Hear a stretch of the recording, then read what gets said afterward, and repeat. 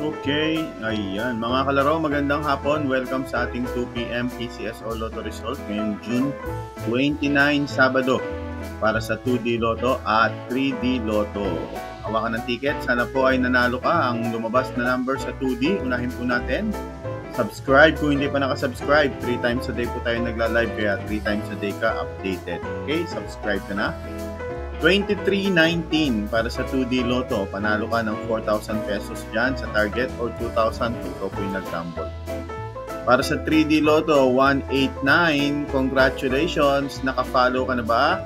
Paki-follow at subscribe para lagi kang updated sa Lotto Result. May Lotto Outlet din po tayo. Kung gusto niyo pong tumaya ng Lotto sa aming Lotto Outlet nang hindi na lumalabas ng bahay, hanapin kami sa Facebook. Ano po ang Facebook natin? Ako po si Eli at ang Lottohani Eli ang ating Facebook page. Again, ang Facebook page natin, Lottohani Eli.